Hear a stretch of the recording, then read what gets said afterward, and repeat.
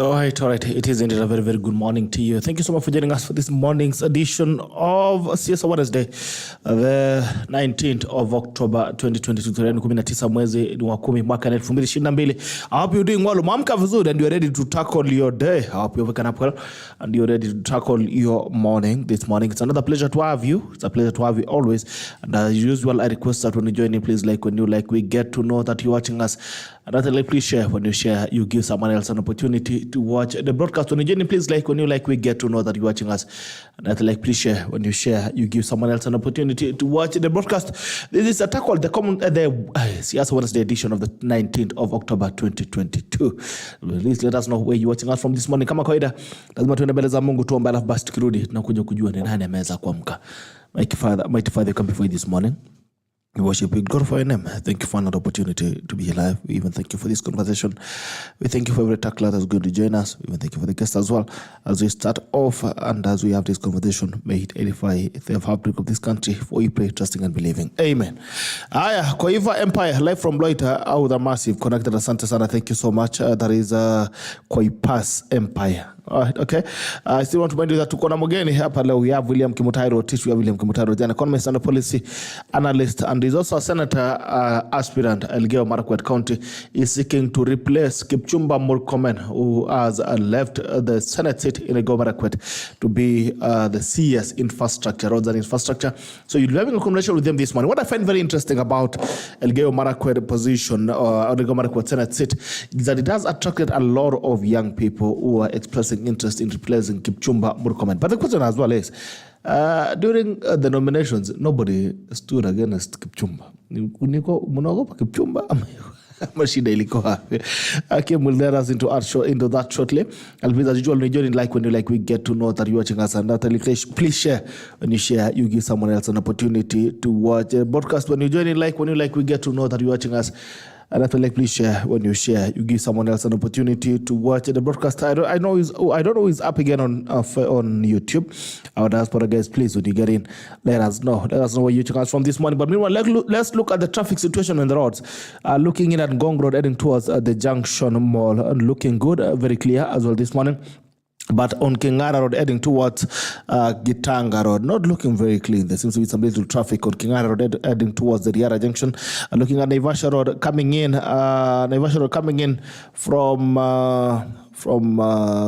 from Previous Blood, the route, not looking bad at all, but there seems to be some little traffic build up from the Riara exchange, of Riara Junction between Naivasha Road and Riara. There seems to be some little traffic build up heading towards Dagoretti Corner, but nothing to really worry about. I'm seeing again, Kingara Road has cleared up, nothing to worry about at Kingara Road. Kitanga Road looks all clean, heading towards Valley Arcade this morning, nothing to really worry about. Ngong Road heading towards Adams Arcade. Looks all clean, but from Adams Arcade heading towards Prestige, there seems to be some traffic build up heading towards the Prestige Junction, or the Prestige Exchange from Miaya or Kilimani Ring Road, heading towards Kenyatta roundabout. But looking at Kenyatta roundabout, there seems to be some traffic build up between Kenyatta roundabout and Total Arlingam, but nothing to really scare you, I think, because of the roundabout exchanges.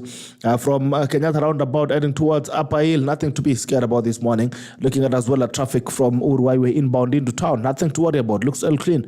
Mombasa Road looks very clean this morning. Nothing to worry about on Mombasa Road. But as usual, looking at Thika Road, there's some serious traffic build up from the GSU headquarters heading towards the Muthaiga exchange. Also on Kiambu Road. Kiambu Road is very crazy this morning from Ridgeways AR Hospital heading towards the Muthaiga exchange. There's a lot of traffic build up heading towards that end.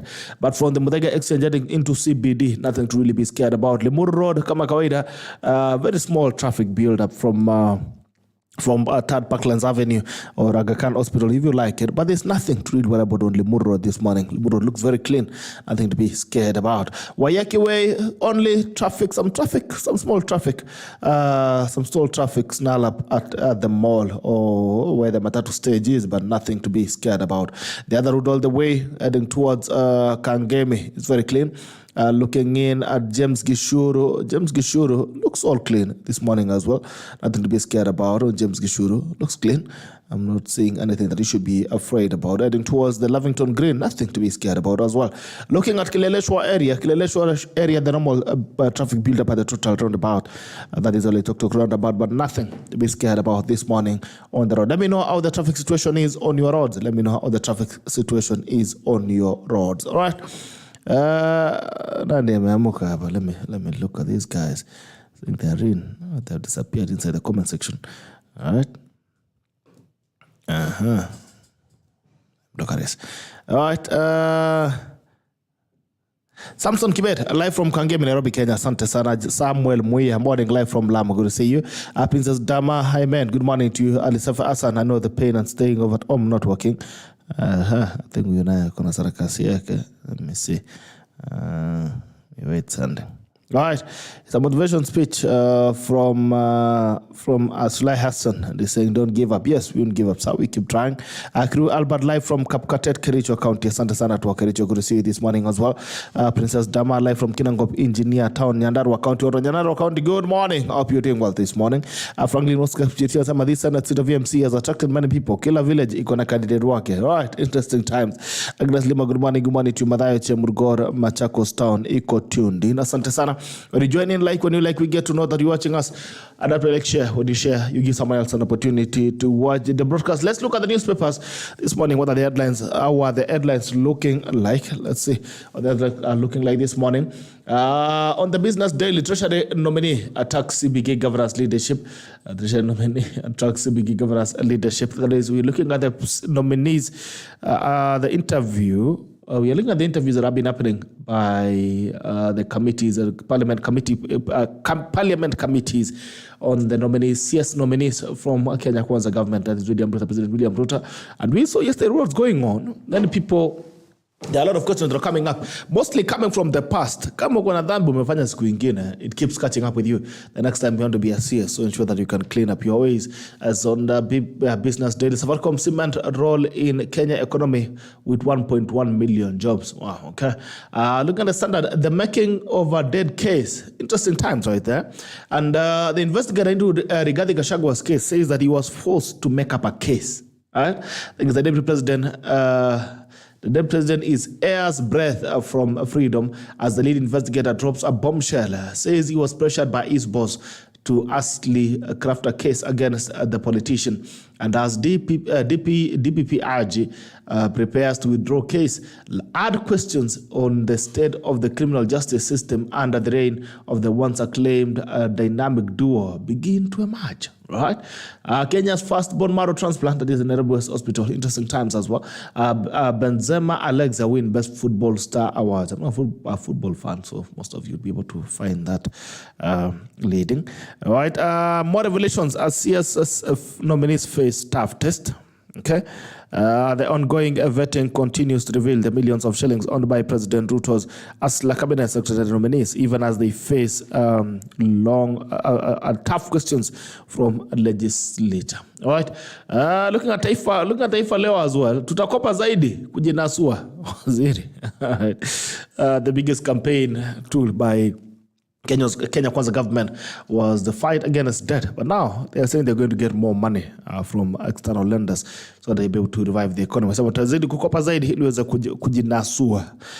Uchumi, serikali ya Kenya Kwanza italazimika kuendelea kukopa ili kufufua uchumi wa Kenya na hatimaye kupunguza gharama ya juu ya maisha inayowazonga wa Kenya. Aliyekuwa gavana wa benki kuu ya Kenya CBK Professor Njuguna Ndung'u jana aliwaambia wabunge serikali itaendelea kuchukua mkopo ya gharama ya chini kutoka nje ili ikwamue uchumi. Haya, ndiko kurasa wa pili. Utajiri mkubwa wa waziri wateule washtua wengi. Haya, hapo tunaona Aisha Juma anasema kwamba hela zake she is what 100 million, milioni 100. Davis Chiti anasema 498 milioni 98. Davis Chiti waziri wa kawi.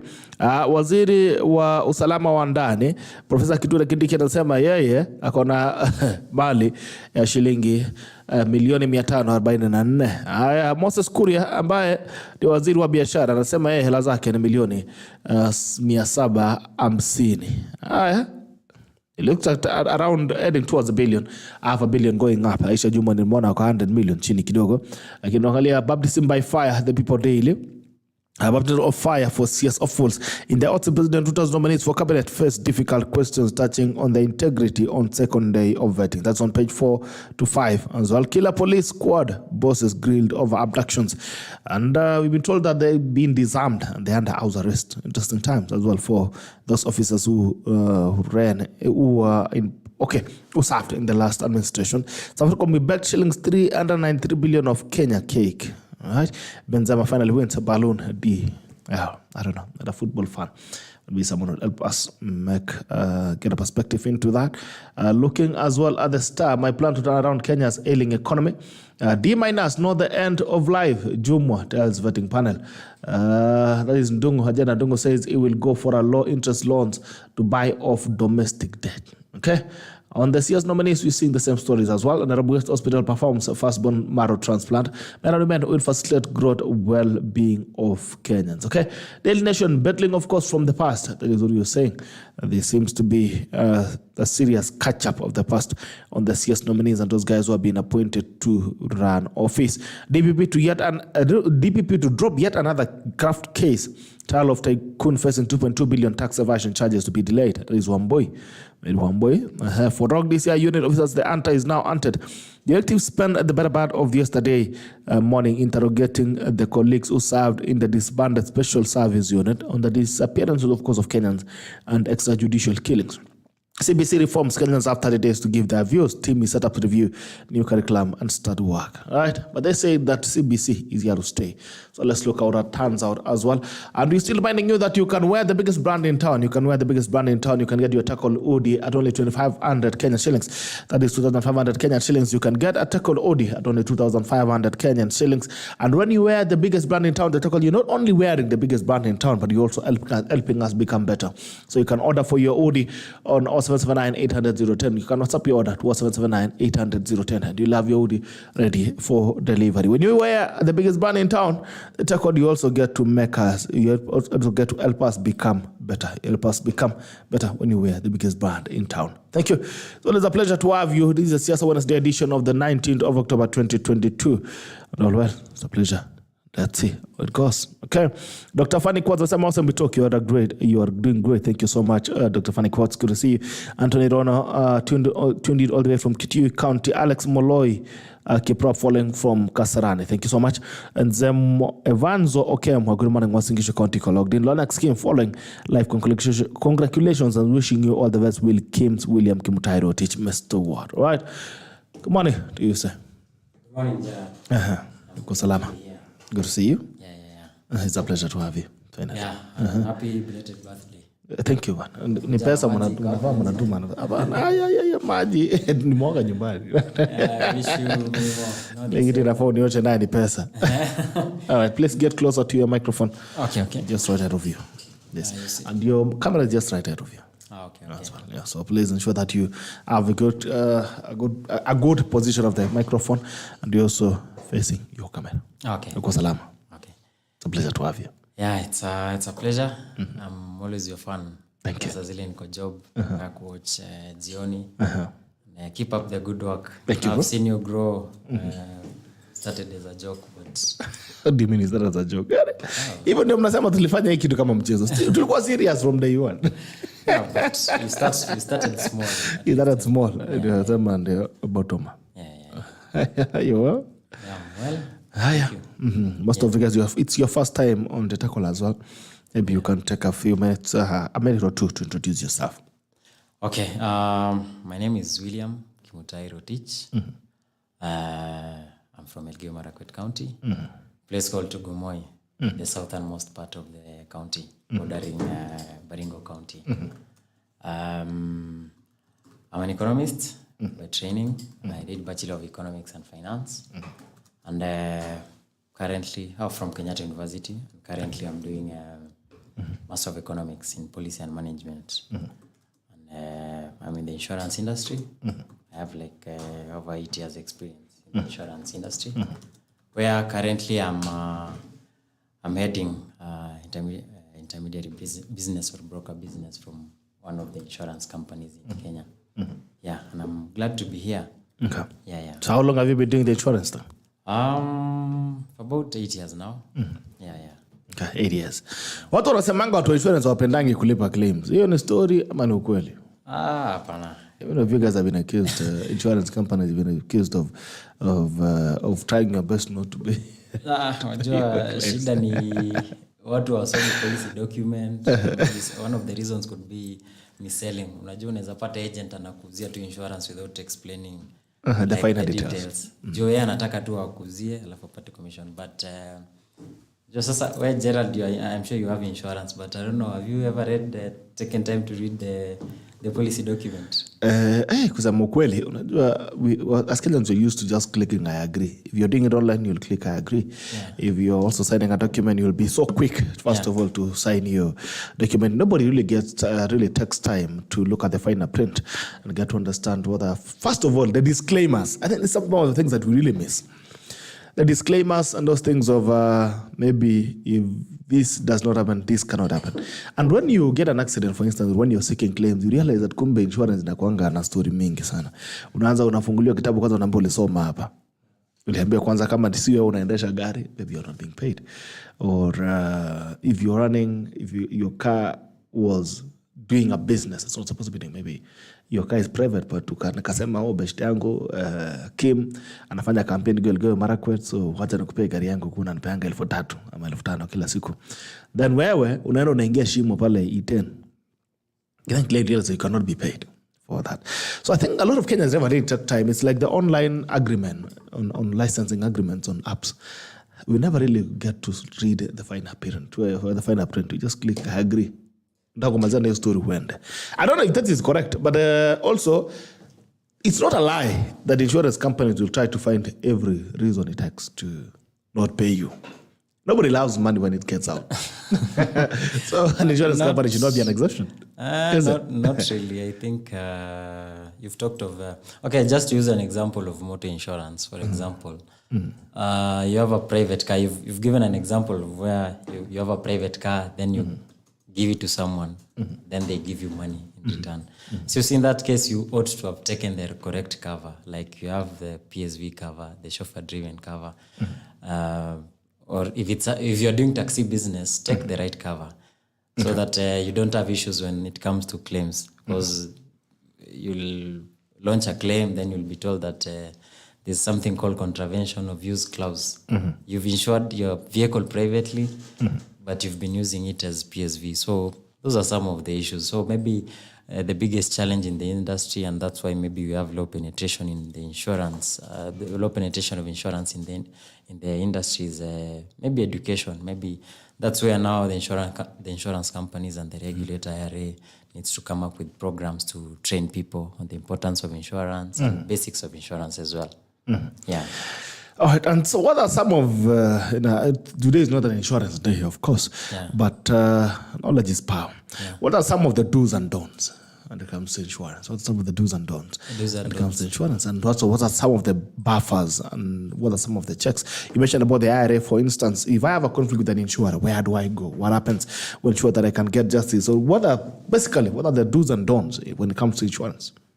Okay, first of all, maybe if you feel as a client that you're not treated fairly, in the industry there's something called TCF, which is treating your customer fairly. Like as insurance companies, we need to treat our customers fairly. So in a case whereby as a client you feel that you're not treated fairly, there are mechanisms in place. At the regulator, IRA, there's something called the consumer protection. If you have an issue, if you think that your claim was declined, but you feel that the claim ought to have been paid, you can report that to the consumer protection desk at the IRA. Then they'll call in the insurance company, and then you'll be able to discuss. So basically the do's, I would advise people when they take insurance at least to ask questions. Ask your agent or your broker or your insurance company. Ask them questions like, for example, if this happens, what am I supposed to do? Don't just take insurance without having that information. And then when it comes to to don'ts, at least ensure that you've taken the right cover. If your vehicle is used for taxi business, take the right cover, and also make sure that you've read the policy documents, at least to understand those policy conditions. Yeah.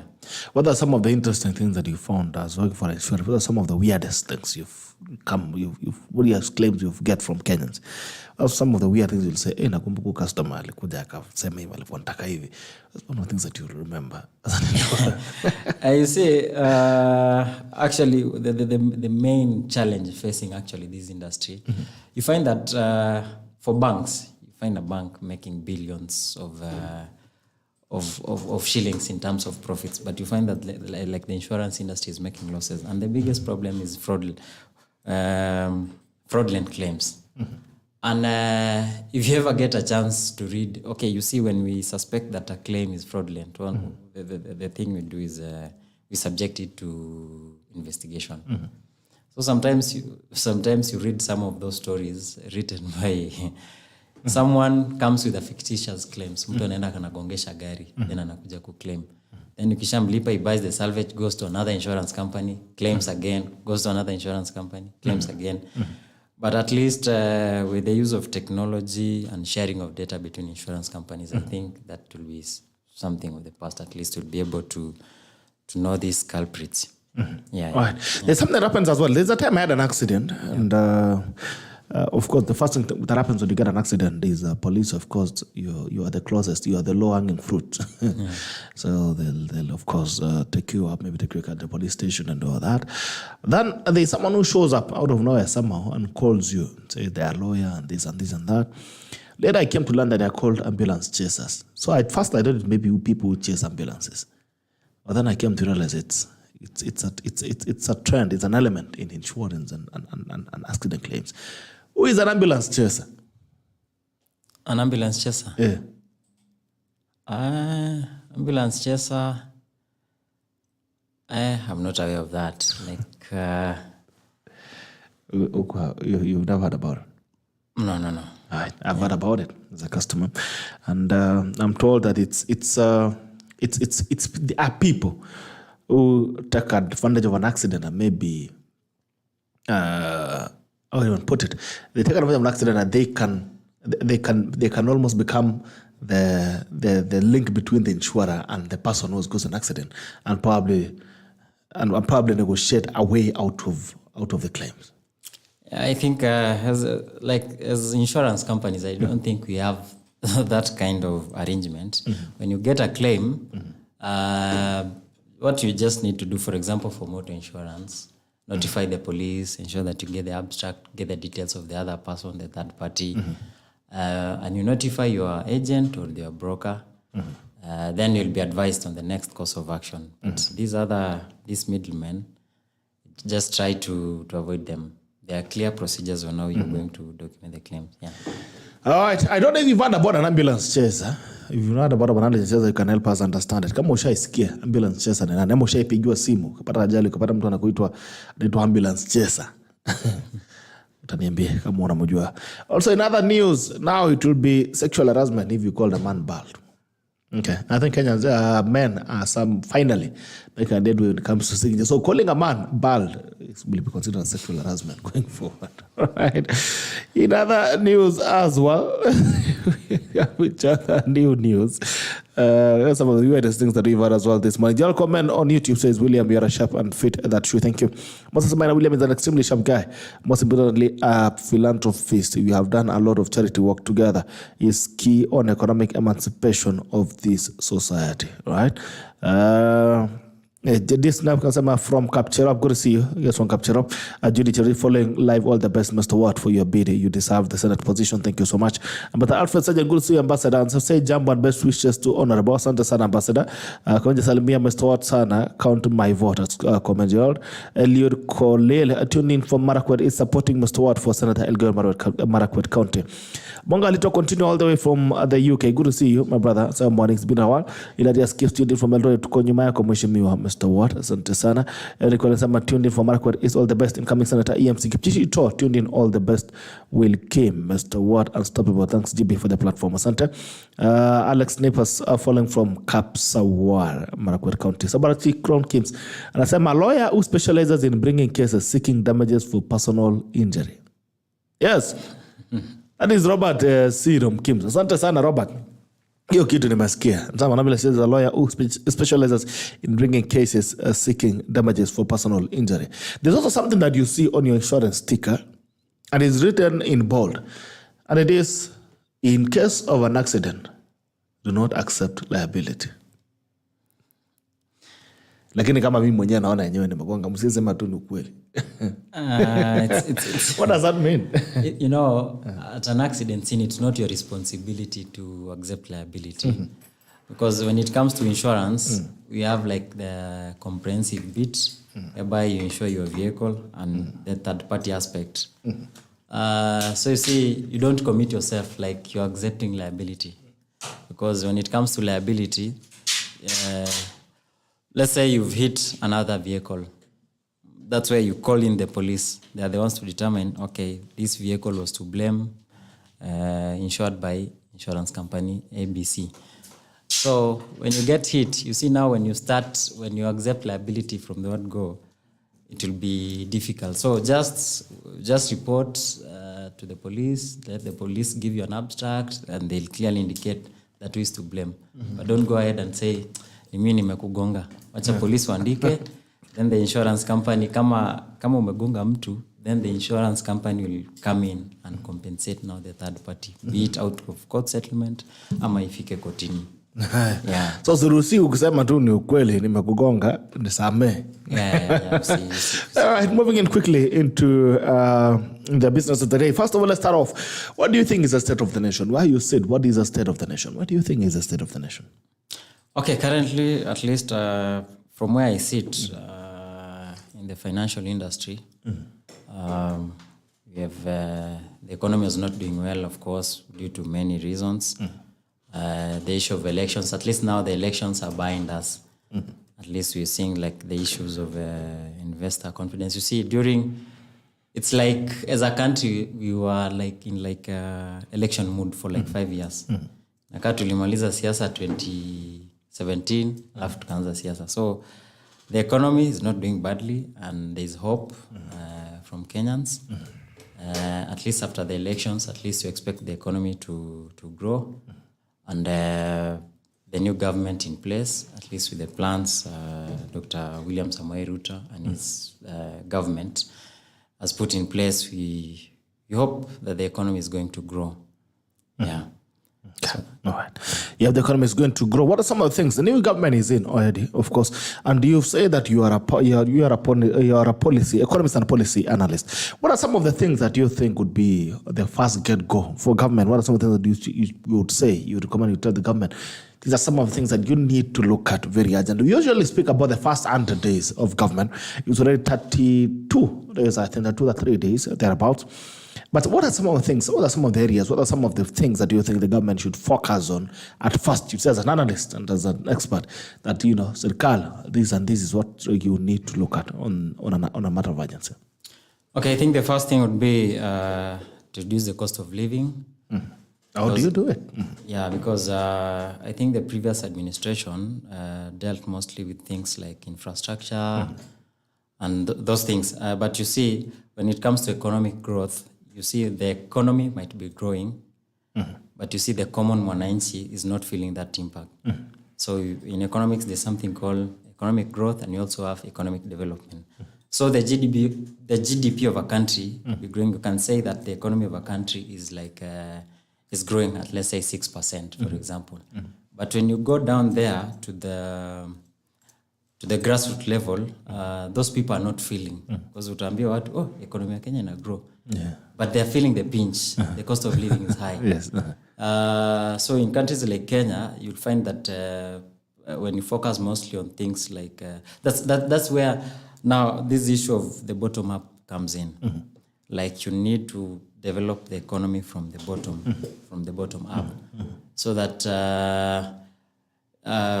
you see, like in countries like Kenya, for example, and India, whereby the social gap is wide, you find that the economy is growing, but the rich keeps on getting richer, and the poor keeps getting poorer.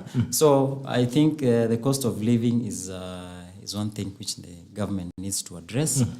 I think that's where we need to start. Okay. Yeah. All right. So what are some of the safety belts for the economy if we want to control how affordable Mwananchi can live? What are some of the safety belts that you would recommend around the operation of the economy? Okay, in terms of, I think the main problem we're having as a country, first of all, is the issue of debt. Because we're using a biggest chunk of our income to repay the debt. So, as Dr. William Ruto said, that when you find yourself in a hole, the first thing you should do is to stop digging. Because if you continue digging, you might end up sinking. So, first of all, we need to address the issue of debt, at least so that we can have much more income or from the economy going to things like health, the cost, and also addressing the cost of living. So we should first of all address the issues like debt. And I'm happy, I was not able to go through the vetting of the CSS yesterday, but what Professor Njuguna Ndung was talking about is looking for cheaper debts to pay some of the debts which are quite expensive.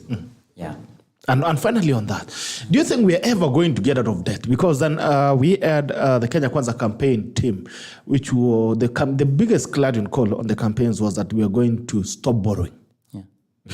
You're going to stop borrowing, and they say that Uhuru Kenyatta had sunk the country in very deep debt instead of that financial crisis. But now they're saying that we'll have to borrow again to continue sustaining the economy. Is there any single point as a country that we're going to be out of debt? Is that thing ever going to happen? And how are we going to get out of it? I think the first thing would be addressing deficit financing, whereby we'll be able to collect enough taxes so that we'll be able to borrow less. And I think the first thing would be increasing the tax base, in terms of increasing the tax base. For example, some of these things are not rocket science. When Kibaki came in 2013, the first thing was to zero rate things like boda boda. And currently, boda boda industry is about, of course, with its own challenges, it's like $1 billion a day industry. So in that case, you see it has employed quite a number of people, many youth. So when you increase the tax base, at least we'll have to the tax collector, like the KRA now, will collect more taxes from like what do you call, like another thing is like the progressive taxation. Whereby if you're earning more, you pay more taxes. And also that brings us to another thing like pension. Like Uganda has more pension than Kenya, despite the fact that we are a big economy. For example, when it comes to things like borrowing, we borrowed about, I don't know, is it 80 billion to construct the expressway from the Chinese government. But if you had a robust or rather,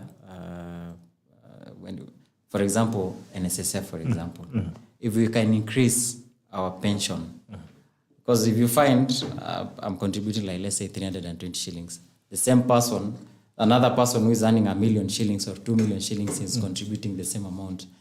So you'll not be able to grow that pension as a country. So instead, with progressive, if you're earning more, contribute more to the pension fund. And as a government, instead of going to China, for example, to borrow loans, you can use that fund from the NSSF at a lower rate instead of going outside to get expensive loans. All right. So you've expressed interest in ELGEYO MARAKWET said. First of all, during the nominations, during the early elections, you guys nobody dared. Right now you're seeing almost 100 of you guys running in. What is she doing? It's not that tulikuwa tunamogopa.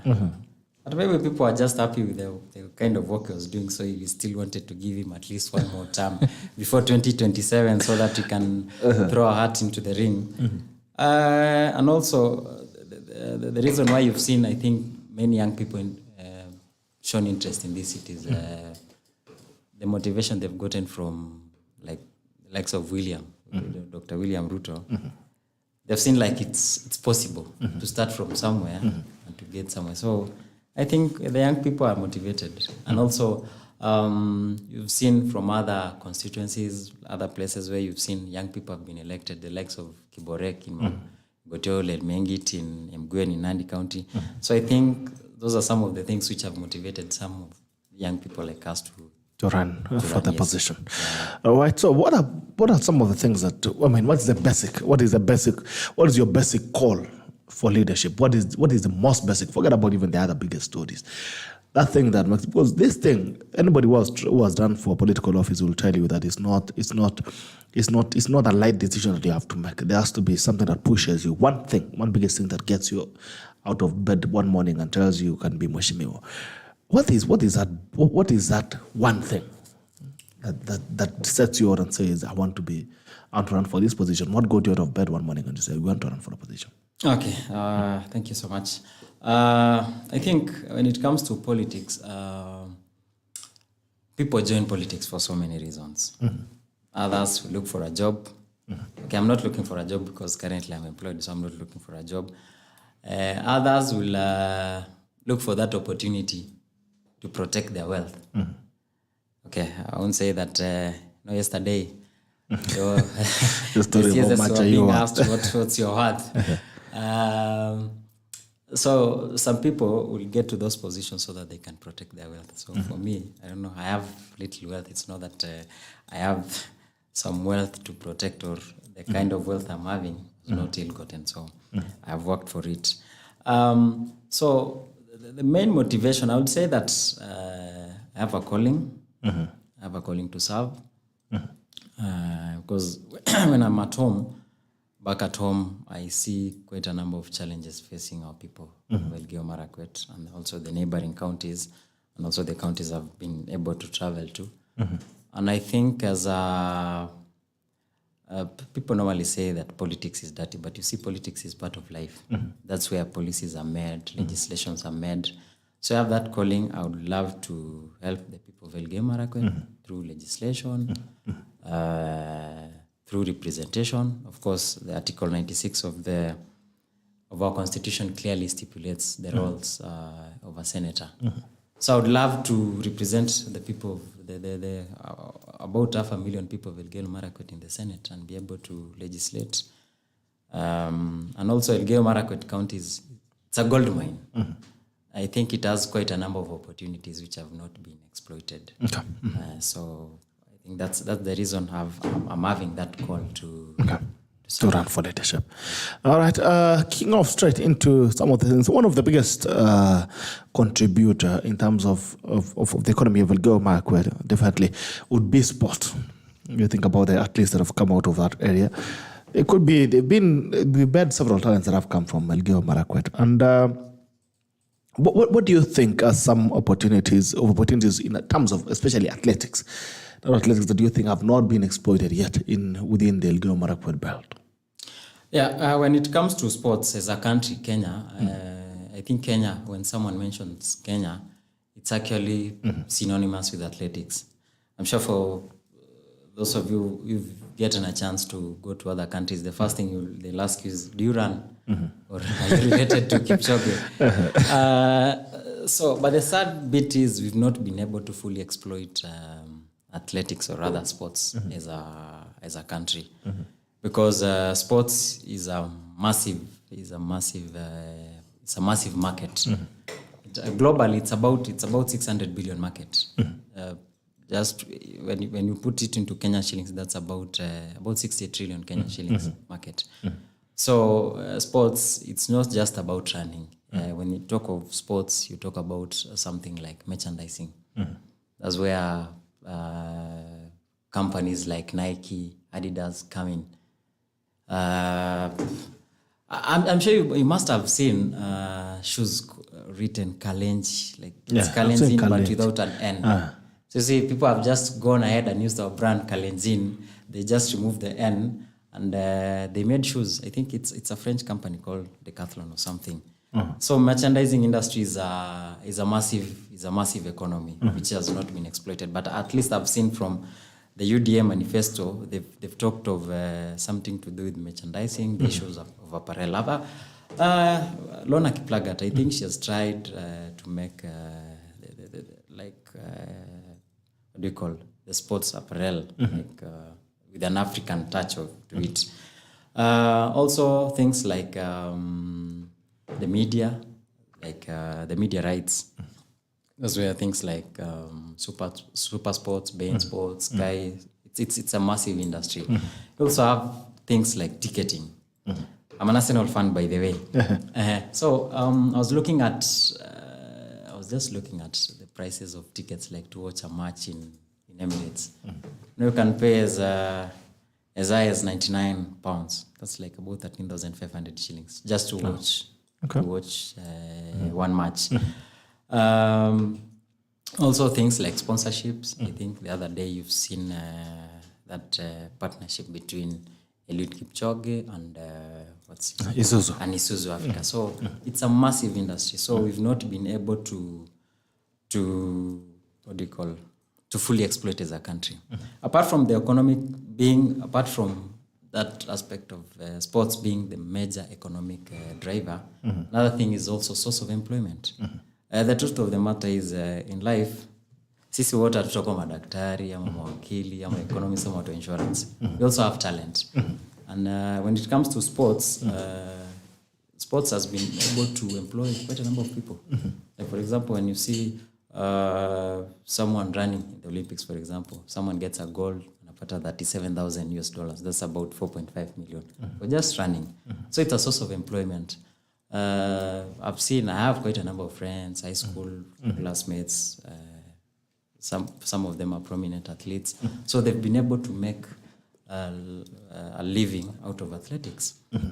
And also another thing is athletics also puts our country in the global map. Okay. When it comes to international relations, issues to do with the geopolitics, it can be categorized into two. We have what we call the hard power and the soft power. So when you talk of the hard power, that's where you talk about the issues of military and also economic sanctions, which is a country, Kenya, we are not, when you talk of military, we can only flex our muscles maybe within the region, but globally, you might not. Just to use an example of the USA, they have been able to maximize that use of the hard power. Because you talk of sanctions, if they don't agree with you, they impose economic sanctions, for example. And also when you talk of military, we cannot compare ourselves to countries like the US. When you talk of military expenditure for US in itself, it's about $800 billion. That's about, globally, that's about 38% of the global military expenditure, which is 2.1 trillion. So if you combine the next 9 countries, bado haijafikia US in terms of military spending. So as a country, we might not focus on the hard power to place ourselves in the global map. That's where something called the soft power comes in. And some of the things, when it comes to soft power, these issues to do with, let's say, cyber, Facebook like the US, TikTok, China, things like TikTok are placing China in the global map. Also relations, like for example, a few years ago, Kenya became one of the non-permanent member of the UN Security Council. So sometimes people will ask themselves, okay, why would Kenya spend a lot of money lobbying so that they get elected to that? So you see some of those things are some of the things which are placing Kenya on the global map. So when it comes to sports, is one actually the best soft power which we can use as a country to place ourselves in the global map. Because when you see Kipchoge running, like breaking this up to millions of people worldwide are watching. So as a country, we've been given this resource, but we don't make use of it. I think we've gotten used to it. When like for example, after Olympics, unapata kina Kipchoge they just sneak into the country. It's like wanajificha. Go to Uganda, our neighbors in Uganda. You find that they get a gold or 2 gold medals, but it's just like hiyo siku ni when they are jetting into the country, it's like a holiday. Unapata wanapatiwa mashamba, wanapatiwa magari. So as a country, we've not been able to just look at the Arab countries. You see, they've been able to use this soft power. Unapatanga, like for example, Newcastle has been bought by the Saudi consortium, by the Bin Salman, the Saudi prince. Manchester City, because it places the global map. We've seen in about a month's time, tutakuwa na World Cup in Qatar. So that sport places a country in a global map. So as a country, we've not been able to maximize on it, yes. All right. Yeah. I'm talking about that. This has been a very big problem within the region as well, especially Kenya. We're talking even about Uganda. When you look at the athletes who are winning medals in Uganda, they are Kenyans. They are Kenyans. When you go to Arab countries as well, you find Kenyans who are running for those Arab countries. You find in Europe, you find European countries, and Kenyans are running for European countries. What's your opinion on that? Is it that sport doesn't reward in Kenya, or why would we have other athletes going to run for other countries instead of running for Kenya, for instance? What's your opinion on that? The flight of professionalism in athletics, and you have someone like Mustang Chelimo who's running for another country. We have several of them that we speak about. Anytime we hear about someone who has won an athletic contest or an athletic Olympic, it has to be a Kenyan who is running abroad. Other countries. What do you make of that? I think I tend to hold an unpopular opinion. In my opinion, I don't have a problem with Kenyans representing other countries. Okay. Normally, when you get to see someone like Ruth, I don't know, I've forgotten her name, was representing Bahrain. The steeplechase when she won, and people are saying, "Oh, she's a traitor. I don't know. She should have represented the country." But let's face the facts. Okay, first of all, the Constitution of Kenya allows you to have a dual citizenship. And you read in Chapter 3 of our Constitution, Article 16, it says that you cannot lose Kenyan citizenship by getting a citizenship of another country. So for me, I think, for example, when you talk of Olympics. Like a single race like steeplechase, you find that only, let's say, 3 athletes can represent Kenya in steeplechase, for example. That race. But as a country, we have so talent. You're blessed with talent. There was some researchers, they said that I think an ordinary boy from the Rift Valley can outrun 99% of the world population. So we have talent. And you see, when it comes to talent, unlike other careers whereby you retire at the age of 55 or 60, you see athletics, most average age for retirement is 30 years. So if you're lucky enough, maybe you can be able to represent your country like 3 times in your lifetime. So what happens to the rest? So if I'm an athlete and I'll not be able to make it to the team representing the country, what do I do? So I just sit down pretty. This is some of those people criticizing these athletes are the same people, saizi, what do you call it? This DV lottery ya US imefungulwa juzi. Green card. A green card. Napata kila mtu anaenda cyber ku apply green card. We have so many Kenyans who have gone to Australia. They're working for Australia. So what's wrong with an athlete running for another country? Besides, some of these athletes, I think they're even more loyal to some of those people because when you look at those athletes, they only run, but most of the time, 99% of the time, they spend it here in Kenya, they train in Kenya, they invest in Kenya. So let them go outside there. And, in Kalenjin, there's that saying which goes, "Kisetenda gatam."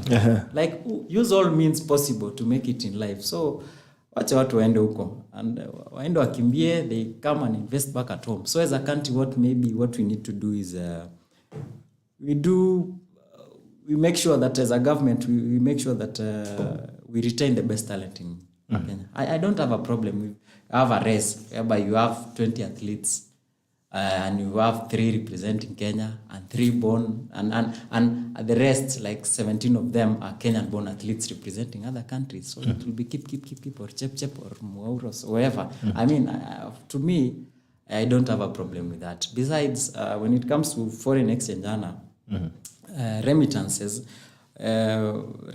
is one of the component of our GDP, of our, what do you call, our income as a country. Like as at September 30th September, the statistics from the central bank, it was showing that remittances as at September was about 359 billion. That's about 3.5% of our GDP. So if you have a talent and you cannot get a chance in Kenya, and and sometimes it's you see, mtu anaenda kukimbilia baharini, akimaliza analipwa 52 million ameshinda gold medal, analipwa na, let's say, na Olympics, akifika huko analipwa. I mean, let them go, waendo hustle. Lakini sana hata tukimbilia, if everyone goes to run outside, who remains to run here? No, we have utaanza kukimbia talent. Tuko na hata wewe Gerard ukipractice unaweza enda kukimbia. Ile kukimbia labda anatoroka kitu, anatoroka polisi, anatoroka mwizi. Watu waende wa After pesa. I don't know what many people think of that, because they've been criticized mostly of not being patriotic, because they believe that talent and athletics is a patriotic duty. But I'm also, I don't know, but I'm one of those believers as well that hii maisha ni kutafuta, ni kuhustle. We have doctors who are treating patients in other countries, who are living in other countries. We have professionals who are working in other countries as well. We have nurses, we have every other profession working right out there. You could be patriotic enough as well by treating people back at home, but you're working out there. So I think we need to ensure that until we have a balanced reward for each profession, including talent, because at times we don't treat talent as a profession. You know, most of the time we've ridiculed athletes when they cannot speak proper English, and we say that they're not one because they've not gone to school. Lakini wana pesa wanakuliko sisi ambao tuko na English ama poor. They have money. I think we also need to start recognizing talent as a profession, not just as one of those things that you do because you're idle or because you don't have any other way out of life. Talent is also profession, and I think we should also start issuing degrees for professionals. I give an athlete, professional athlete, a degree in Olympics. Okay. You know, makes sense, because how do we accredit it? Yeah, you've mentioned one interesting thing about us criticizing athletes, like when it comes to, let's say, communicating in terms of they speak in English. There's something I would encourage our athletes, when you go outside there, go speak in Kalenjin. Go speak in Kalenjin. Sijisumbue na kupanga Kiingereza na nini. That's where some of us, maybe a new Gerald, will get an opportunity to translate. Then utaenda kulizwa, how was the rest? You speak in Kalenjin. But we were joking with a friend of mine, he was saying now, sometimes some translation might be hard to make. Like, for example, like in Kalenjin, someone saying, ati nilifika the last lap, sasa I'm using Kalenjin. Ati wale chigelda nyugyamne ni mabutu. So I'm trying to imagine how you want to what have I ever eaten that I didn't give you? My leg. My leg. Yeah, but it will create opportunities. Go speak in your mother tongue. You see, when it comes to language, I think we need, especially if you are not careful, you might end up losing our language. There's something I like about Vladimir Putin of Russia, is he understands English and speaks in English. But when he's meeting those other leaders from outside there, he doesn't speak English. He pretends he doesn't understand English. He pretends that he doesn't understand that he's a translator. Because you see, be proud of your language. Ongea kikale kabisa. Then watu wengine tupate kazi, opportunities zingine za kutranslate. Yeah. Ana baadhi hata tunanga shida English. Kupanga kwa kichwa inakuanga mzuri. Ukianza unapanga kwa akili inakuanga imeflow. Mahali iko shida ni mahali inatoka kwa mdomo. Don't blame us, sometimes we have the best way. Let's look at the challenges of the athletics field as well. And what are some of the really pertinent challenges that you think we have? And what are the solutions around this? How do we turn around? What are the challenges? How do we turn it around? Okay, the first thing I think, one of the emerging issues is the issue of doping. Like from July to date, we've had about 14 athletes who have been banned, either provisionally or otherwise. And I think yesterday there were 2 athletes who were banned by WADA. So I think that's a main problem as a country, which if we don't address it, as a country, it's going to land us into problem. You remember, like a few years ago, Russia was banned, was given a 4-year ban from participating in global competitions. But at least anyway, last year there it was reduced to 2 years. So it's something, if we've not if we are not careful, we might get banned, because in 2016 Kenya was placed in WADA watch list. And when you're placed in watch lists, some of the things would be like as an athlete, 10 months before a major competition, someone is supposed to do like 3 out of competition tests, for example. So we need to be careful so that we don't get banned. And the reason would be, I think there's no education. Athletes, you end up, unaenda unanunua dawa kwa duka, kumbe ujui it's a banned substance. There's a research which was done, and I think about 42% of athletes hawaelewi maneno ya doping. About 42% hawajui hizi substances. So you end up buying something unameza. Even the likes of Omanyala, I think there's a time he said that he was given a painkiller. Then he was banned. Hakuwa anajua. So he bought just some painkiller, na kumbe it's one of the banned substances. So the solution would be at least kukuwe na education, education of the athletes. And another challenge is the issue of corruption. Remember a few years ago in Rio, there are some, and I think a few years ago, some minister and some officials were kulikuwa na the misappropriation of about 55 million. The Rio scandal. The Rio scandal, yeah. So I think that's one of the main problem. And I think earlier in the year, there was that report by the Auditor General, which say that like this, the sports fund could not account for about 8.6 billion. 8.6 billion. So that problem of corruption needs to be dealt with. And the good thing is, with the new government, I think with the independence of from the manifesto, they've dwelt mostly on the issue of corruption. They've talked about the independence of these criminal justice systems, and also fund them so that we can deal with some of these culprits.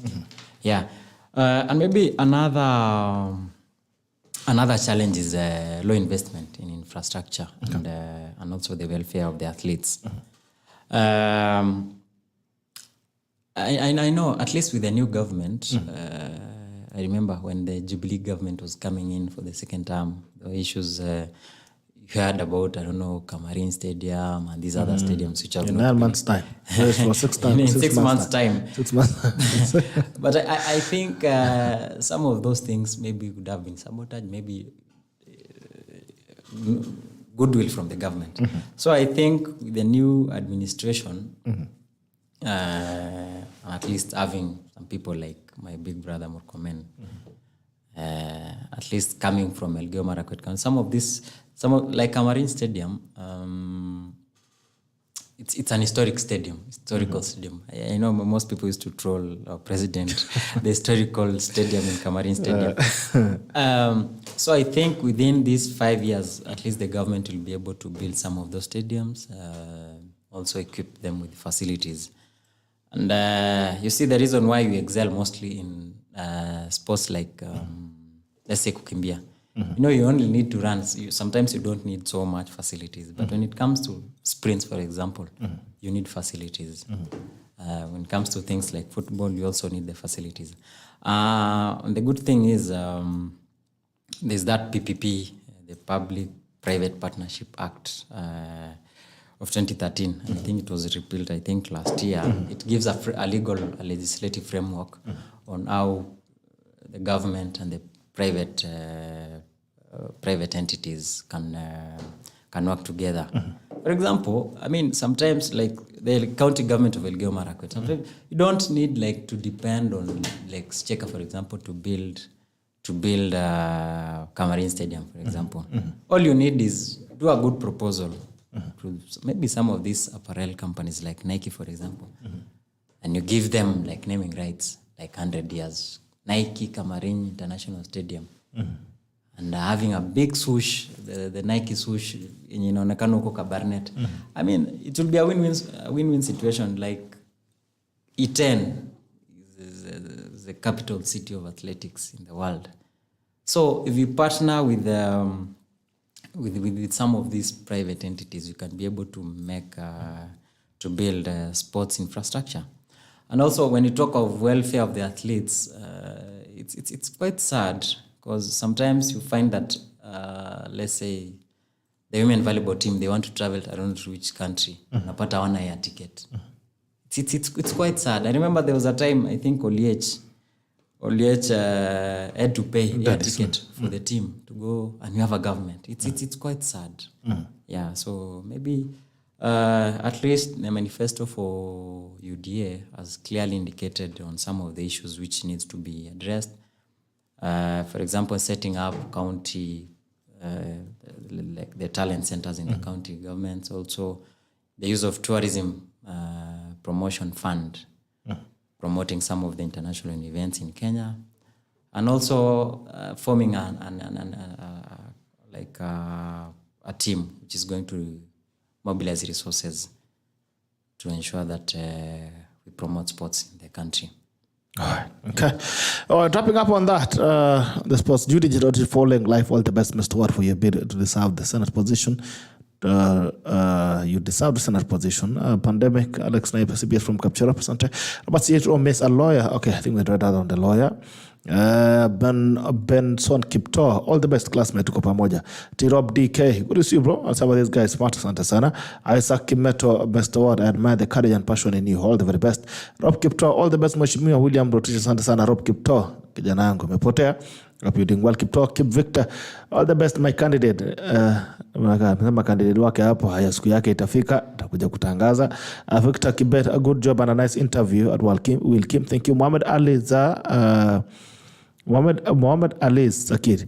It says, Will Kim, so far so good. No mathematical or scientific formula have been put forward by any of your opponents to beat you in any way.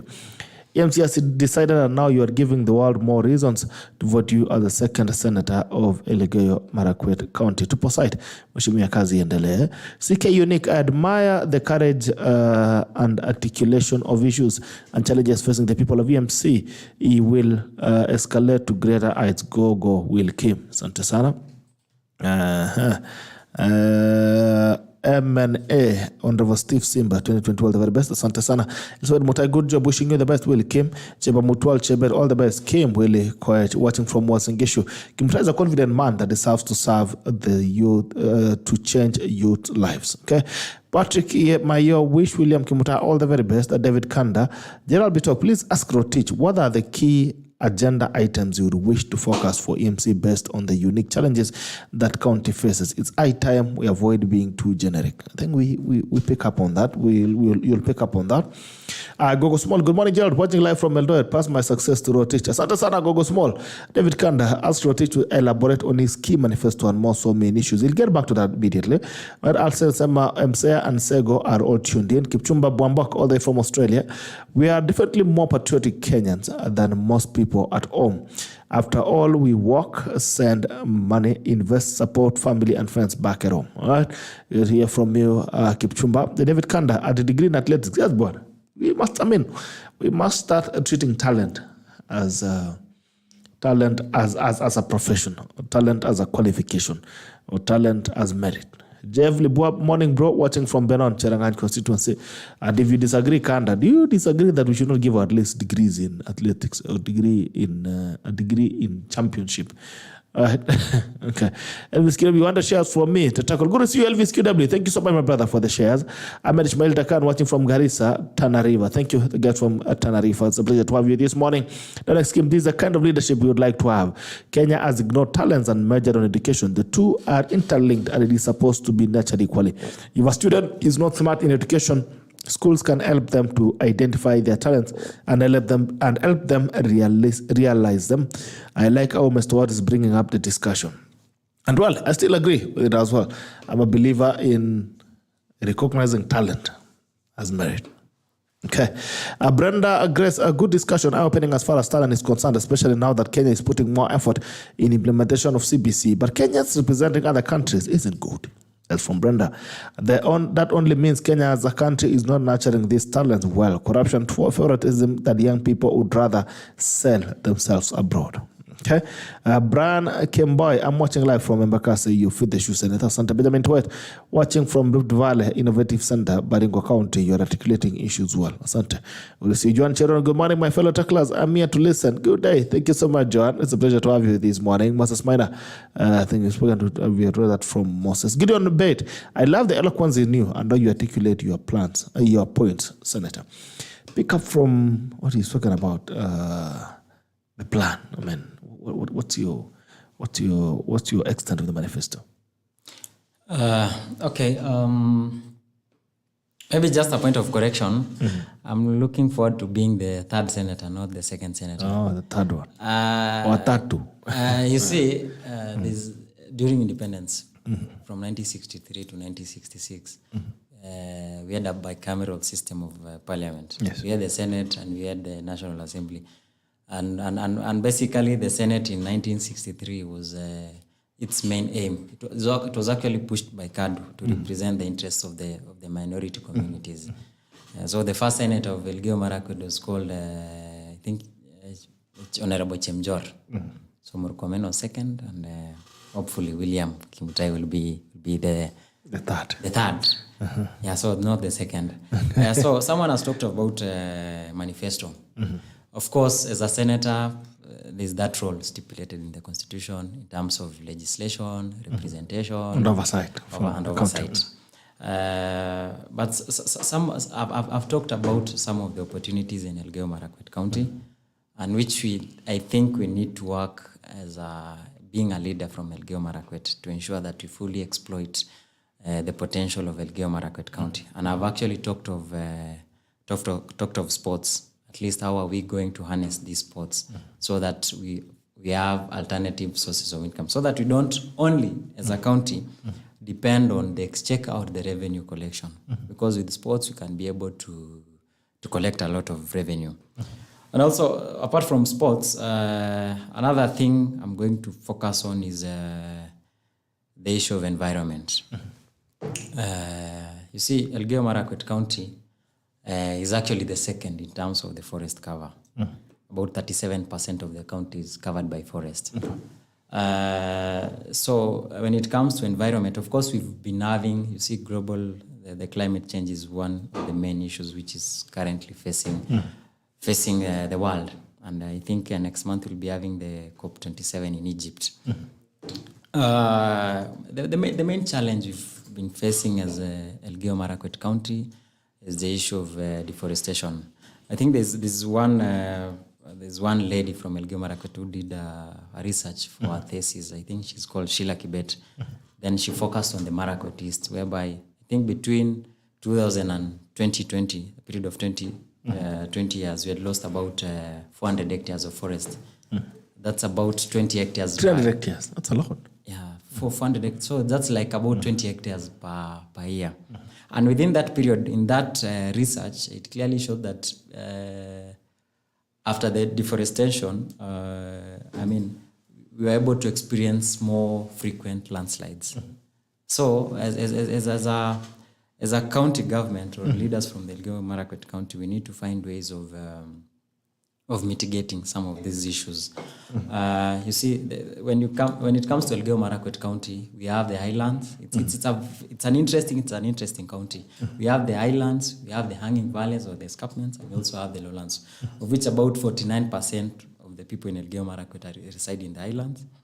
11% in the escarpment, and about 40% in the lowlands. Okay.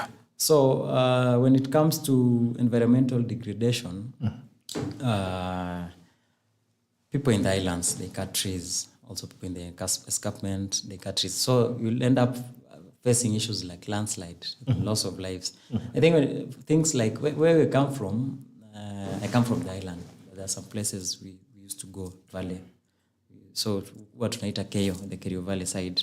So you'll find people cultivating in mali kostipa tunashangaa inalimu aje. Because requirement by NEMA is at least any place penye slope is more than 55 degrees. You're not supposed to cultivate in that land. But huko nyumbani ulikuwa unapata mtu analima, so unalima mawe ina roll inapata jamaa huko chini. So those are some of the issues which need to be addressed. So some people, those people like the 11% living in the escarpment, if there's a way which government, the county government or the national government can relocate these people to other places, then along that belt you plant trees. There's something called the carbon credit trading, whereby you get money out of by selling carbon credits. And I think this is something which a county government, all the stakeholders in the county, in ELGEYO MARAKWET can come. And the good thing is, I think last year in 2021, the county assembly passed the climate change bill, I think in March last year. And also the deputy governor is also an environmentalist. So someone who understand these things. So when it comes to carbon trading, this is whereby you plant trees. You see, there are these companies which, when it comes to pollution, so it's like you buy. So for you to produce like certain amount of carbon dioxide, you have to pay like some tax. So, and then that, when you make that payment goes to someone, let's say, who plants trees, for example. Like KenGen, I think recently KenGen was able to get about, I think, over $3 billion by selling carbon credits. You see now through the Olkaria, the power plant, since you are replacing the fossil fuel, so there's a way they calculate. I think one carbon credit, that's like about 1 ton of carbon dioxide. Is about, I think it's about, is it $2? I think. So KenGen was able to get about $3 billion. So as a county government, why don't we harness this opportunity? Because I think it's something which has been done in coastal region, the likes of Savo, whereby the community, you plant trees and we do like a scheme so that we'll be able to get money from carbon trading. So that's we need to think outside the box. It's kwetu tunangojea 4 billion from the national government, kuenda collect revenue from the nini. So carbon trading can be one source of income to the county government. So that's as far as environment is concerned. Another thing in my manifesto is the issue of insecurity in the ELGEYO MARAKWET. Maybe just to bring into perspective, the historical perspective, or rather the trends, when it comes to the issues of insecurity. You know, insecurity is, cattle rustling is one of the oldest crimes. I know, Gerard, you're a Christian. Lituanzia na maombi. So when you go to like Exodus, kuna mali, I think it's Exodus 22, inaongelea about if someone steals 1 ox, inafaa na ichinje, inafaa lipe na 5 ox. Akiiba kondo moja, inafaa lipe na 4. So it's an old and also like traditional African society where I come from, I think it was a source of livelihood. Kitambo. Ilikuwa hustle. Just as where Gerald uko hustle, mimi nauza insurance huko, hiyo ni hustle. But sasa ilikuwa unaiba ng'ombe. Ilikuwa unaiba ng'ombe. But the difference is then people used not to kill each other. From where I come from, you see, tulikuwa na own Geneva Convention. You see the way kuna rules. Like if you want to raid a certain homestead or a certain community, unapigia report, unaambia kesho saa 7 tutakuja hapa. So that you give them an opportunity to defend themselves, and you're not supposed actually to kill, especially women and kids. Na ukienda uibe ilikuwa lazima ubakishe ng'ombe moja kwa hiyo boma, at least watoto wapate kitu ya kupata maziwa kesho. Wapate ya maziwa. So the reason why people used to wrestle is of course the issue of wealth distribution. Utapata ng'ombe zinakufa as a result of drought, magonjwa, nini. So your wealth distribution. So juni hustle, wewe ng'ombe zako zimekufa zote, lazima uende kwa mwingine, kwa jirani uchukue ng'ombe. Alafu also another thing ilikuwa story ya kulipa mahari. Juu sasa wewe kijana unataka kuoa. Sasa imekuwa ngori sana. Imekuwa ngori. Sasa uende majamaa hawana pesa kulipa. Hawana pesa. Hawana ng'ombe ya kulipa mahari. Sasa uende mahali kama Turkana uambie ulete ng'ombe 50, kama 50. Camels nini? Na mbuzi kama 300. Sasa usipoenda kuiba ungepata aje? So but now it comes to that was now the historical, the traditional society, but ikafika point now whereby the kama crime now. Yeah, the AK47 face. So sometimes people might ask, hizi mabunduki zilitoka wapi?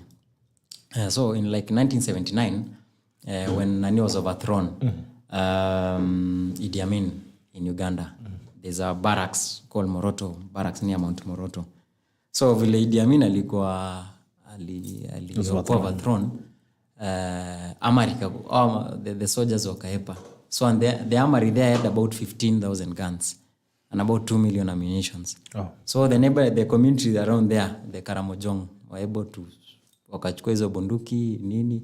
So that's where some of these guns come from. And also of course 70s and 80s kuna hizo regional conflicts, Sudan nini, Ethiopia. Yeah. So it has been a problem. It has been a problem. Unapata watu wanauliwa, unapata kids are being killed. It's quite a challenge. But I think the challenge has been the way we've been handling this issue. We've been handling it wrongly. Because it's very sad. Let's say currently unapata viongozi wanajibizana kwa media. Sijui unafanya nini. Instead of these people coming together and sitting together and finding a solution. So mkianza kujibizana kwa TV as leaders, what are you showing your constituents? So I think as leaders we need to have a sit down, what are the challenges, and we agree on the way forward. And also another thing is also the way we've been handling this issue. This is a local problem, and a local problem calls for local solutions. Serikali we knee-jerk reactions. Ole watu wanauliwa, unapata sijui tunapeleka armored vehicles, tunapeleka nini. Then you unachukua jamaa ametoka tu juzi Kiganjo, unampeleka huko. He doesn't understand the terrain. Si watambushi watauliwa. It's very sad.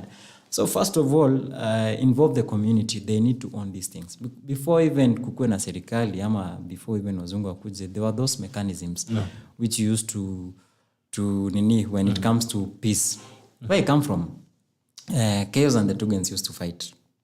During those ages, my 18-something used to fight, used to kill each other. And I think, of course, there are two historical accounts of why the Tugans don't have the minor age set. Because the Kalenjins, you're supposed to, the Kalenjin, the complete age set system is about 8 age sets, but the Tugans don't have minor, the same way Nandis, I think they don't have Korongoro. So, of course, one historical account say that the Tugans lost the minor clan, I think. The minor in war. When they were fighting the masses in Laikipia. But another one is when they were fighting with the Keyos. You see, Tugen and Keyo were separated by Kerio River. And I think uko kwetu tunaitanga Endo River. So we used to fight. But it got to a point whereby we had to come and, the two communities had to come and sit down. They made a peace pact and they made oath, like never again are we going to nini. And they've been able to intermarry and trade. I remember there's and you see some of the reasons why these people fight is because of the boundary. There's a place called Kapkosom and Emom. Emom is on the Tugen side, Baringo side, and Kapkosom is on the Keo side. So I used to hear people saying, Maguitosi, Kapkosom, Emom. You see, this Kerio River used to change course. So it's like the boundary used to shift. So and these people used to fight. So that's why you're going to scare Maguitosi, Kapkosom, Emom. Like, so but since that peace pact, I think these two communities hawajekuwa kifight. And I think 1915, 55, 70 and 74 and up to 98 they've been peace wameweza like revisit that peace treaty to make sure that these people. So the same way, the good thing is the Pokot and the Marakwet, we are all Kalenjins, and we have almost similar cultural need. So if we can involve the community, we work together as communities, involve the leaders. Sometimes you see it's a round table, it's a process. Like if these two communities wakuja wakae tu chini, but mutual connection through loss. For example, huyu mama akuja asema I lost my son through banditry, huyu asema nilipoteza mtoto wangu. You see, that's the peace process, pole pole, the healing process. So we need to have like a short term in terms of the issues like disarmament. You see, wezi enda useme leo, let's go disarm, let's say for example, like the Pokot. You see, if you don't do like joint disarmament, italeta shida. Kwa sababu these people will be vulnerable.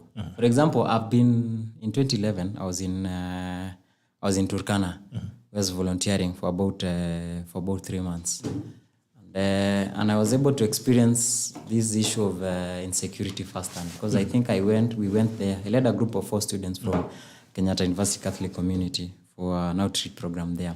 So we went there in, I think, about June, a month after there was a Todonyang massacre, which happened, I think, 1st of May, 2011. The same day Osama was killed, whereby about 40-something women and kids were killed because it was a retaliatory attack. There were some Turkanas which were killed by the Dasanich of Ethiopia, the lake. Then one of them was able to escape. That Catholic missions, the Merile, the Dasanich, and the Turkanas used to live harmoniously. But when that report got to the village, the Turkanas retaliated and killed 4 Meriles. But one escaped. Akakimbia, akacross to the other side of CS in Ethiopia. Na huko kulikuwa na kids na women walikuwa wameenda kununua sorghum. You see, the Dasanich wanaishi kwa the delta of River Omo. So it's fertile, they plant sorghum and millet. So they killed those people. So it was quite sad. So then at least the Catholic Church, they were able to, this peace process and also alternative economic activities. Because if you say that you go disarm these people, let's say you disarm the Turkana, for example. If you disarm the Turkana, you leave them vulnerable because you have the Toposa from South Sudan, you have Merile from Ethiopia, and Nyagatom from Ethiopia. You have Karamojong. So it should be a joint process because I think already we have some framework. There's something called Mifugo Protocol, which was done by IAPCO, East African Police Chiefs Corporation. I think it's a wing of the Interpol in the Eastern Africa region, which consists of, I think currently is about 14 countries, including DRC, Seychelles, Comoros, Kenya, GTZ, Rwanda, Burundi, all those countries. So they came up with a framework in 2008, which includes things like having like a common legislative framework. For example, mtu akipatikana akiiba ng'ombe, we need to have a common. Ukipatikana umeiba ng'ombe Uganda na ukipatikana umeiba ng'ombe Kenya, the sentence should be the same. And some of also the issues proposed in that protocol was things like standardized like tagging of cows. For example, kila ng'ombe ikuwe na tag. It's coming from this country, Kenya, it's coming from West Pokot, and these cows belong to this person. So hii ng'ombe kesho ikipatikana somewhere else in Uganda, you need to explain hiyo ng'ombe imefikaje hapo. Yeah, so those are some of the things, and also opening up the place. We need to open up the road network, for example. Is currently, I think it was tendered due, and I think it has been awarded. Barbara from Kipsaus, where I come from, it goes through Kapkayo. So it needs to extend now to Chesogon, Tot, up to Marich Pass in West Pokot. So once you open up the place some of these issues itaisha. And also issues of alternative economic activities. I think, for example, the reason not on Ibanga is Zebu cattle is because they can go for long distance. Sasa mimi wewe sasa kama Gerald umezoea kuja kuiba ng'ombe yangu, kesho mimi niko na hizi grade cows. Leo hizi iba juu they cannot travel for kilometers. So those are some of the issues. Alafu and you look at it this way, wewe hiyo Zebu cow yako 10 ng'ombe moja grade, it's like it's equivalent to about 20. Hiyo aka kazebu utakamua tu maziwa chupa moja instead of investing in a cow utapata 10 or 20 liters for example. And also we need to have like an affirmative action. The government, I think we now have, we have that Ministry of East African Community and ASAL Regional Development. We need to have an affirmative action apart from opening up the place road networks. Things like when it comes to employment opportunities. These people should be given some quotas when it comes to employment, and also the issue of education. Build build boarding schools. And make sure ni lazima watu waende shule. Mtu ukishamaliza shule, utaenda kushughulikana fight. So those are some of the issues. So I think we've been doing it wrongly. We need to involve the community and also need to have a plan. Tusishindange tu knee jerk reaction. Watu wakiuliwa mnatuma huko polisi. So we need to have a plan. So that's where now as a leader, when I get elected, have a sit down with the leaders from West Pokot County, leaders from Baringo County. Have a sit down. What are some of these problems? Bring the community on board. Work together.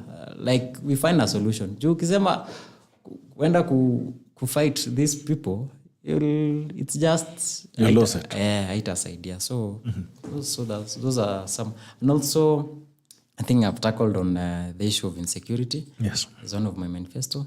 Also another thing, of course, which should go with something Adalia talked about, sports, the issue of tourism. Tourism is also another thing. Personally, I mean, I travel to so many places. I think hii country sidhani kuna mahali sijafika in terms of, because mi upenda kutembea. And when I go to some of these places and I do like comparative analysis, the way ELGEYO MARAKWET we are blessed. Like we've not been able to fully exploit tourism as a county. So first of all, I'll be an ambassador. For those people who follow me online on Facebook and mi upenda kutembea. I normally post videos, I normally post pictures, so as a senator, I should be able to of course tunakuanga uko Nairobi maybe Monday to Thursday or Friday unafanya legislative work. On weekends, market your I'll go market my county. National in Kenya and also globally. We have Rimoi Reserve. The likes of Ukiso, like Masai Mara, gets about 2.5 billion annually in terms of revenue from Masai Mara. Tuko na Rimoi National Reserve. Tuko na Torok Falls. I've been able to go to these places like Aberdare Ranges. There's nothing like unique about those places like Kenya tuwezi pata uko ELGEYO MARAKWET. Hiking trails, when you go to Mount Kipipiri, Rudimeria, Satimo, all those places. Kuna hiking trails mingi ELGEYO MARAKWET, but nobody knows because it has not been marketed. Uko home, uenda hadi Kureso, uko chini, we have the Kureso hot springs. It has not been marketed. So that's a gem. So we need to harness that potential as a county to be able to get more resources. Tusitegemea tu pesa serikali.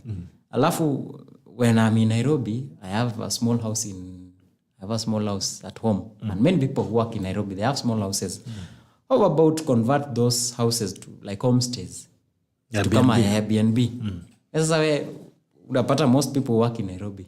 They only go home like 3 times in a year. Now you've built a beautiful house. Mbona watu like huko kwetu Tugumoi, watu waenda wa hike wateremke Kapkut hadi uko chini Kureso warudi, wakirudi jioni wakuja wale kwangu. They wapate nipate some income, my mother wapate some income and so we need to, and also apart from wildlife also adventure. Huko kwetu Tugumoi unakuanga an annual I think between November and December. Like bird watching. It's an international thing. At least recently it has gotten like recognition whereby kuna hizi migrations of birds. During certain period there's a place called Tugumoi Hill. Penye watu wanakujanga hapo kuangalia those birds. But the thing is we've not been able to harness that as a county government. And you see when it comes to cover like the county government, you don't need to build hotels. Just give incentives. To give private investors wapatie land. Make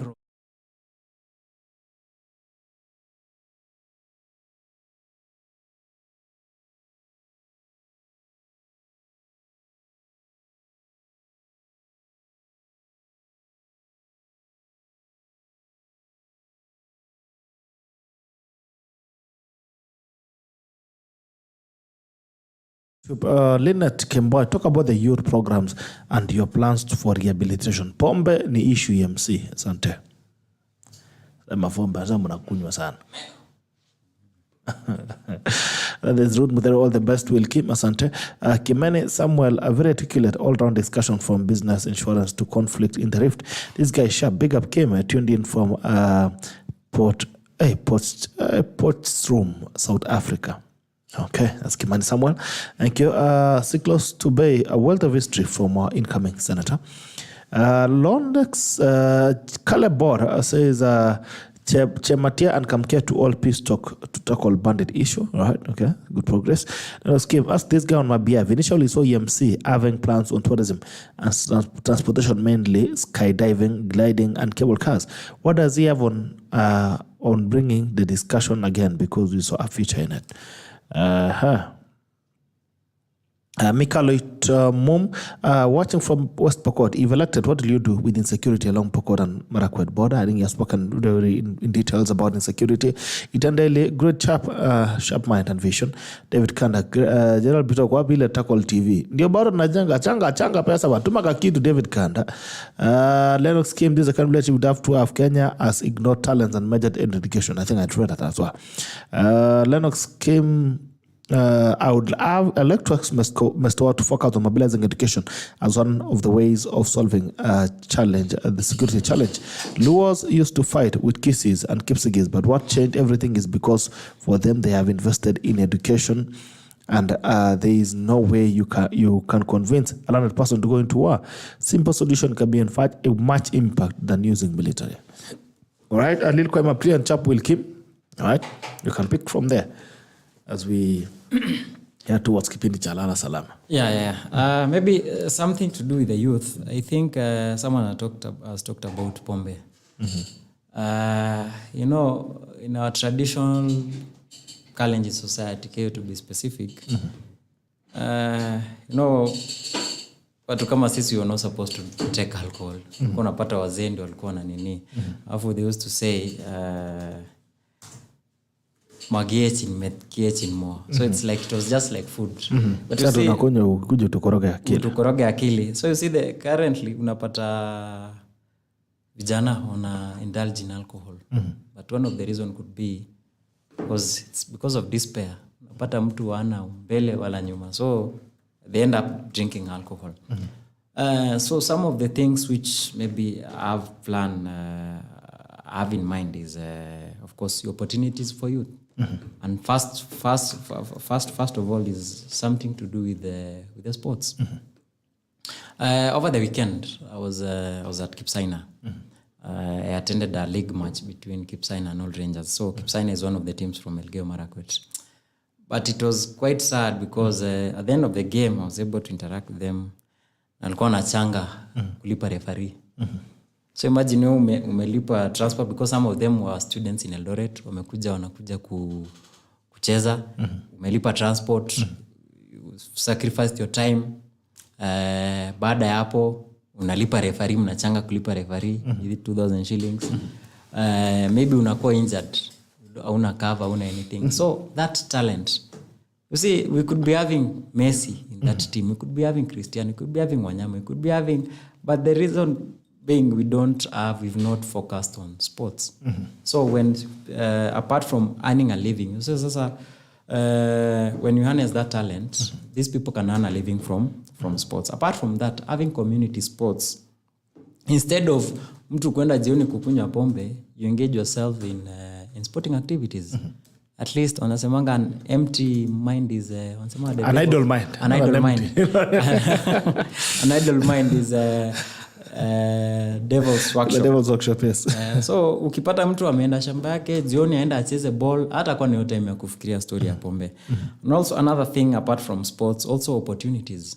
Sometimes there are quite a number of opportunities out there. But watu hawajui. We come from ELGEYO Marakwet. I've talked about sports. Kuna sports scholarship in the USA, Canada. Penye unaweza pata scholarship juu ya kukimbia. So, but the thing is, some of us who have gotten that opportunity of coming to Nairobi, we have access to that information. Or some of the people, when you have the opportunity kwenda nje, they don't come back to the community to help the community. The opportunities are ziko mingi huko nje. So, if professionals from the county can come up to wanaweza kuja pamoja, we have like from the county we have like a database. So for example, tuko na watu wamesomea kitu fulani. So I might be having an opportunity in the insurance industry, for example, but I don't know, sijui mtu mwenye anahitaji that opportunity. So if you can tukiweza kuja pamoja like professionals tuweze ku bring these opportunities na to connect with watu wenye wanahitaji hizo opportunities, we'll be able to at least tusaidia vijana. Someone has talked about the issue of cable cars. I think also that's as a senator, I'll be able to, since I'm an economist, be able, in terms, I have experience in things to do with research, writing policy papers.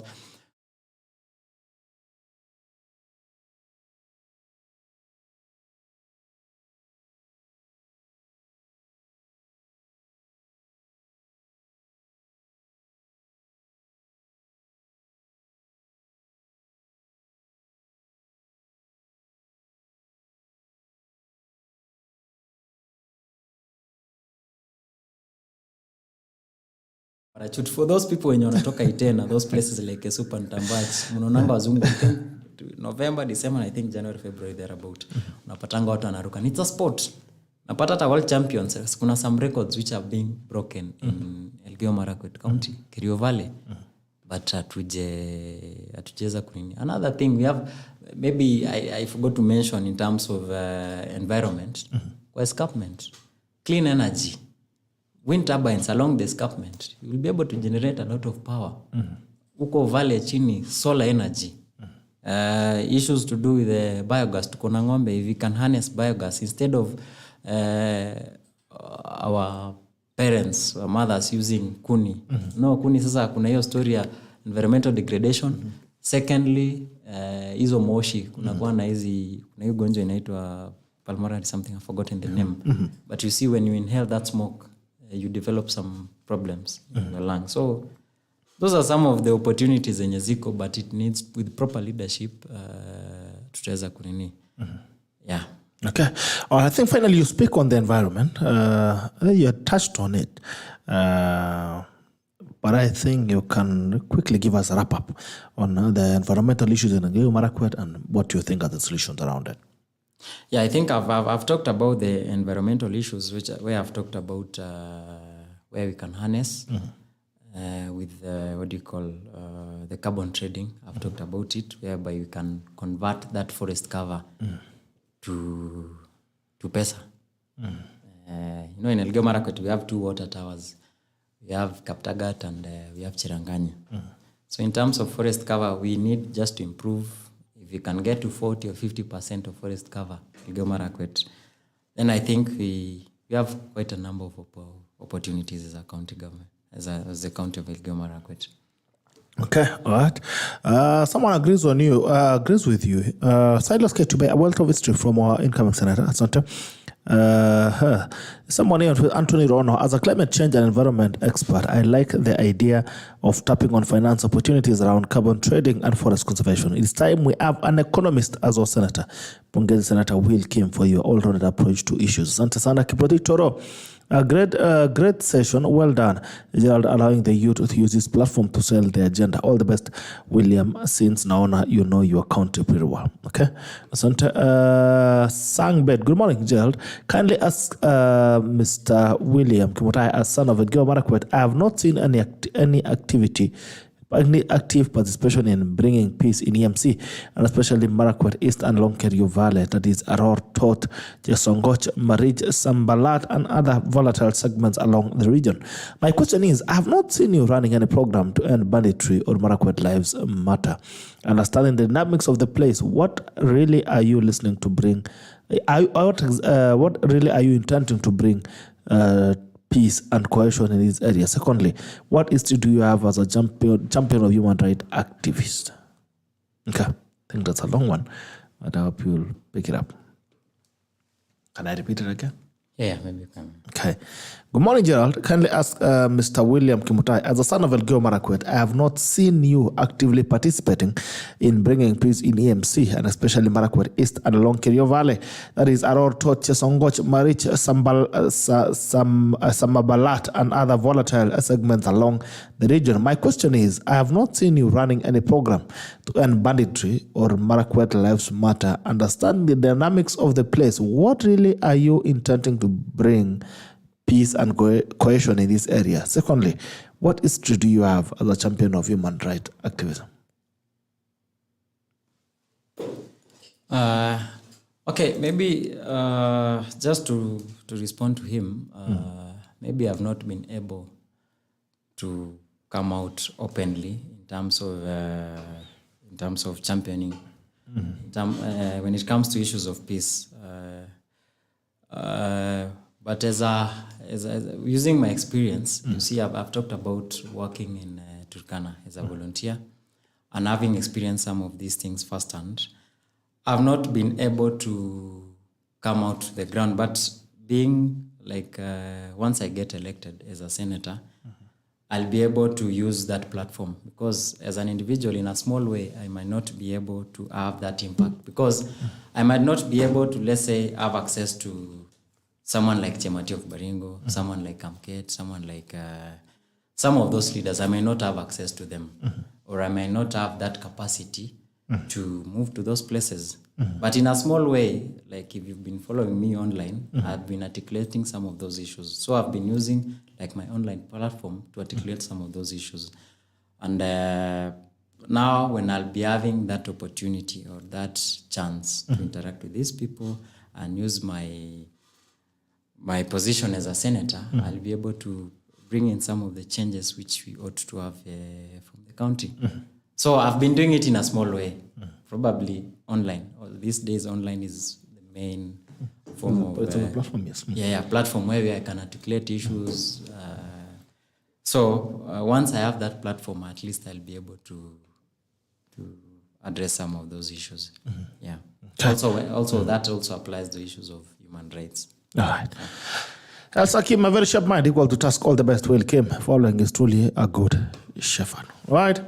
22 minutes past 9 a.m. 22 minutes past 9 a.m. This has been the Common Sense edition. Not a Common Sense, the Siasa Wednesday edition. Okay. Feels like a Monday. And we've been having William KIMUTAI, who is a policy and economic specialist. And also, he is running for ELGEYO Marakwet County as a senator.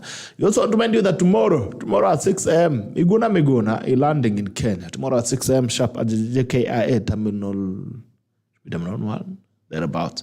He'll be landing at 6 a.m. So if you want to go and welcome Miguna, you need to head to the airport at 6 a.m. sharp in the morning, so you can be part of that. In other news as well, the new DCI, Amir Mohammed, has been sworn in this morning, and the first line of business, he has given his number to the public, his mobile number to the public. So I don't know if you'll be able to handle Kenyans, because Kenyans can sometimes flash you when you call back, wanakwambia ndio kusalimia tu mheshimiwa, sikuwa na maneno, just wanted to say hi. I wish him all the very best as he takes on the DCI, and he'll be expecting to hear, of course, what matters to Kenyans in terms of extrajudicial killings and justice moving forward, and professionalism in the way cases are being handled. You don't want a case where you think kama sahi kila mahali ni drop it like it's hot. Every cases are being dropped left, right, and center, and the officers are claiming that they were under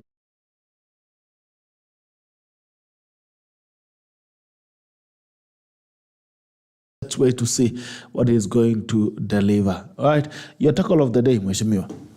Okay, maybe the first of all is to congratulate my big brother Murkomen, and wish him all the best. I think the vetting is ongoing, so I wish him all the best. I think he was my teacher in campus. He taught me business law. So and I would love to emulate him, and I would love to, they say in Kalenjin, teach material. So I would like to follow in his footsteps, and I wish him all the best. And I also request the people of ELGEYO Marakwet to consider me, because I have the experience. I'll be able to represent them. Experience in terms of the financial sector, and also By the way, in the university, I was also a student leader, the Kenyatta University Students Association, representing one of the biggest constituencies, the KU Catholic community, the Students Association. So I'm not new to these issues of representation. So I'll be able to represent them well and put them in the global map of this country. So I'm humbly requesting for their support. I know some people will say, oh, you're still young. But you see, Dr. William Samoei Ruto was told to shelve his ambitions in 1987. He was going up against Chesire. You'll not be having a president. Yeah, we'll not be having a president. So also Murkomen. We'll be having a president, but not him. Not him, yeah. Not him, of course. Also Murkomen, I think, started during, I think when he was our age. You see, they said youth are faster. The old people know the road. So maybe I encourage these young people wenye tuko kwa race pamoja, tukazane. Because we are a bit faster, tuende tukazane na our age mates huko kwa National Assembly na the Senate. Then wale watu wamekoma kidogo, wacha wakuwe watuonyeshe njia, wakuwe Google Map. Watuambie kifika hapa, turn left, turn right. So si tuweze kupeleka Elgeyo Marakwet County mbele. All right. Yeah. Thank you so much, William KIMUTAI, for coming in. I wish you all the very best as well. And I hope when you get there, you get to fulfill the things, all the promise that you made to the people of Elgeyo Marakwet. The people of Elgeyo Marakwet is your chance as well. And we'll be having more of the candidates coming up. We have all of them. We'll have all of them coming in on session as well to have a conversation with us here and speak to the people of Elgeyo Marakwet. And then we'll have a last wrap, probably in Eldoret. We'll have all the candidates on one panel and we'll get to know who is best among them. We've already hosted, we've hosted Team. I think we hosted Kim as well this morning. Another guy called Dandan is on his way. We have Cherotich was also booked a session. We also have Jessica was booked a session. So we'll be having all of them one by one coming in to speak the agenda, and we'll have a roundup. We'll have our full panel of all the candidates. They tell us why they think they deserve it best. So get to listen to it. It's where you have the conversations and give you a chance to get to speak and get to listen to your leaders and make a decision that is informed. So that tomorrow, kesho usianze kulia useme sikuwa nimesikia, sikusikia agenda, ama ilikuwa aje vipi. So you have an opportunity to get to listen and interrogate the agendas that they have for you. Until tomorrow on the Diaspora Edition. Tomorrow is Diaspora Edition and being led by Chairman Joel Arama. The Diaspora Samsing Bambok is here as well from Australia. Kina Alfred Sajan Harin Kimurgor from Australia as well. Kwa karibu hapo. Kina Masi from Australia, from the USA. All that team from the Diaspora, from both United States of America, from United Kingdom, from Saudi, from Australia. Another person will be joining in tomorrow on the Diaspora Edition. If you're a diaspora, please make sure that you can join the session tomorrow. Until then, take care and I'll see you again on Sheria Wiki on Friday. And also enjoy Mashujaa Day. I don't know if you're Shujaa, but get to celebrate them. Until then, this is The Tackle and it ends right now. Bye-bye and take care.